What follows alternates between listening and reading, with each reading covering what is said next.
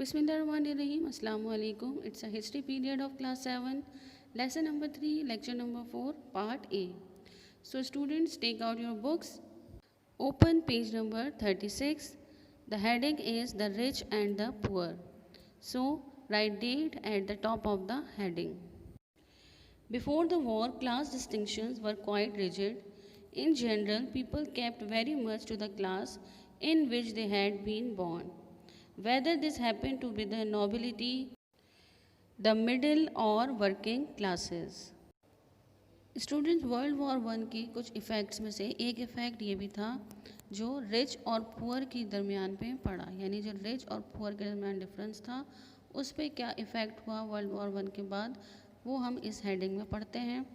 तो वॉर से पहले जो क्लास डिस्टिंक्शन थी, यानी जो अमीर और गरीब का डिफरेंस था, वो काफ़ी रिजिड था, यानी काफ़ी स्ट्रिक्ट था, सख्त था। और लोग जो हैं वो अमूमन अपनी क्लास में ही रहना पसंद करते थे, यानी अपनी जो उनका सोशल लेवल था उसी में रहना पसंद करते थे, जहाँ पे वो बॉर्न होते थे या जिन लोगों के दरमियान वो पैदा होते थे।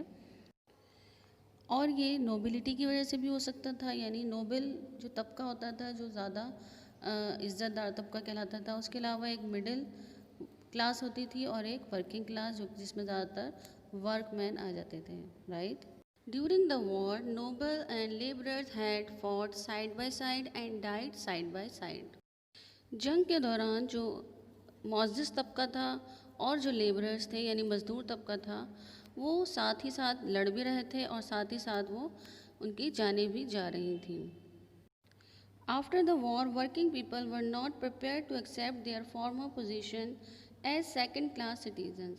और जंग के बाद जो वर्किंग क्लास थी वो वापस अपने जो फॉर्मर पोजीशन यानी जो पिछली उनकी हैसियत थी उस पर जाने के लिए तैयार नहीं थे, यानी जैसे उनको सेकंड क्लास सिटीज़न समझा जाता था वो उसको एक्सेप्ट करने के लिए तैयार नहीं थे।